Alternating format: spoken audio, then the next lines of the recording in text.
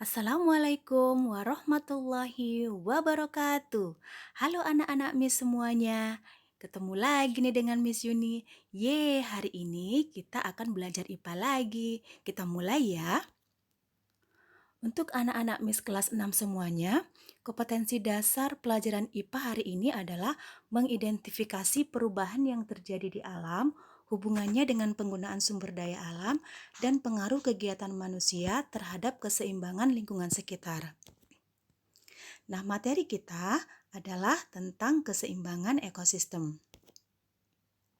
Sebelum lebih jauh kita membahas tentang keseimbangan ekosistem, ada baiknya kamu memahami pengertian ekosistem terlebih dahulu. Nah, ekosistem adalah suatu sistem yang terbentuk dari hubungan timbal balik antara makhluk hidup dan lingkungannya dan membentuk satu kesatuan.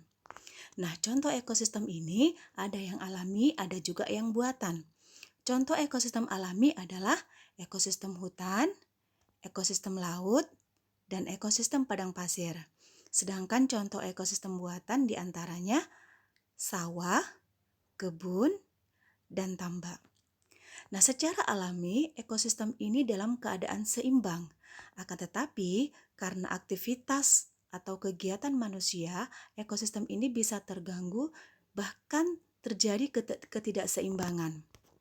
Nah, aktivitas manusia apa saja yang mempengaruhi keseimbangan ekosistem? Nah, kita bahas satu persatu ya.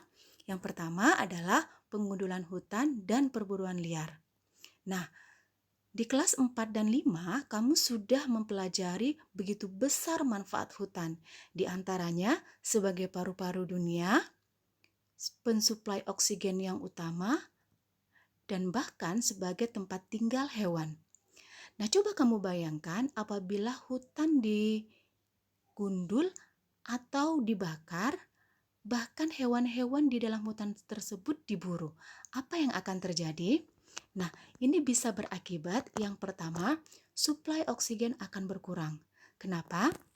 Karena tumbuh-tumbuhan di hutan adalah penghasil oksigen melalui proses fotosintesis.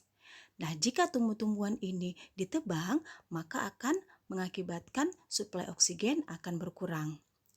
Nah, akibat yang kedua, daerah resapan air akan berkurang. Mengapa? Karena akar-akar tumbuhan ini punya peranan untuk meresapkan air. Nah, jika tumbuh-tumbuhan ini ditebang, otomatis akar-akar tidak mampu lagi meresapkan air. Nah, yang ketiga, banjir dan longsor di musim hujan dan kekeringan di musim kemarau. Nah, akibat yang keempat adalah hewan-hewan akan kehilangan tempat tinggal. Jika hewan-hewan kehilangan tempat tinggal, hewan-hewan ini bisa mati atau pindah ke ladang-ladang penduduk. Nah, hewan-hewan yang mati ini lama-kelamaan akan mengalami kepunahan. Nah, ini dia gambar akibat penebangan liar, lahan hutan yang semula subur menjadi tandus. Nah, baik, kita masuk kepada kegiatan selanjutnya, yaitu kegiatan pembangunan. Dalam sebuah negara, pembangunan itu sangat penting, tetapi harus memperhatikan agar tidak terjadi ketidakseimbangan ekosistem. Nah, beberapa contoh kegiatan pembangunan yang bisa mengganggu keseimbangan ekosistem adalah pembangunan jalan yang melewati hutan. Ini berakibat hewan-hewan terancam keberadaannya, berkurang daerah resapan air. Yang kedua, pembangunan rumah di perbukitan berakibat banjir dan longsor dan berkurang daerah resapan air. Yang ketiga, pengoboran minyak dan penambangan mineral ini bisa berakibat pencemaran lingkungan dan suatu daerah menjadi tidak produktif. Nah, kita lihat gambar pembangunan jalan yang melintasi hutan, kemudian gambar pembangunan rumah-rumah di daerah perbukitan, dan gambar penambangan di lepas pantai.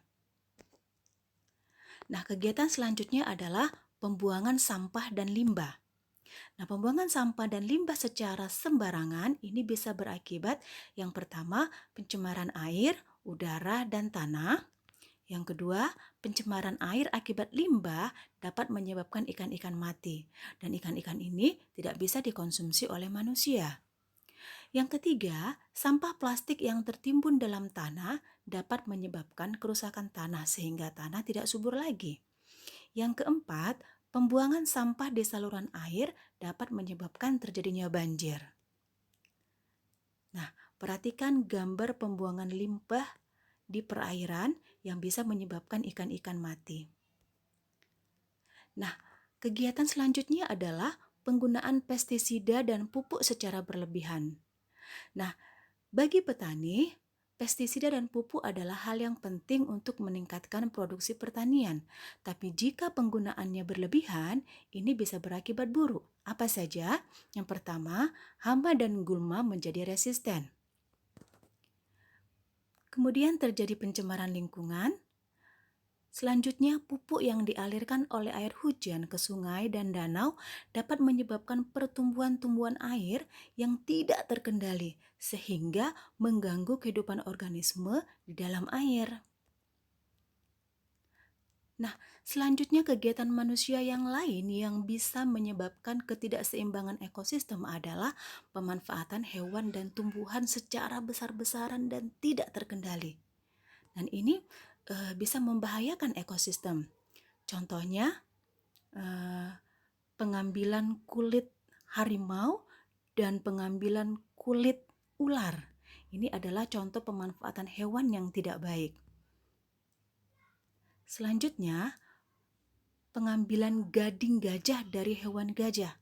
Nah, semuanya itu bisa merusak keseimbangan ekosistem.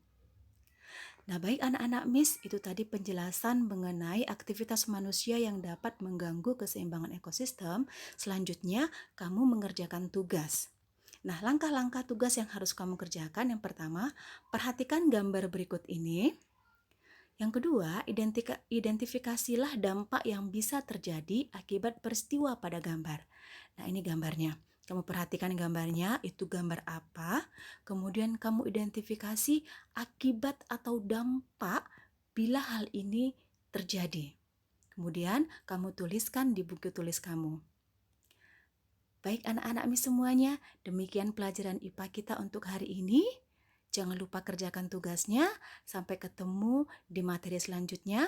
Miss akhiri dengan wassalamualaikum warahmatullahi wabarakatuh.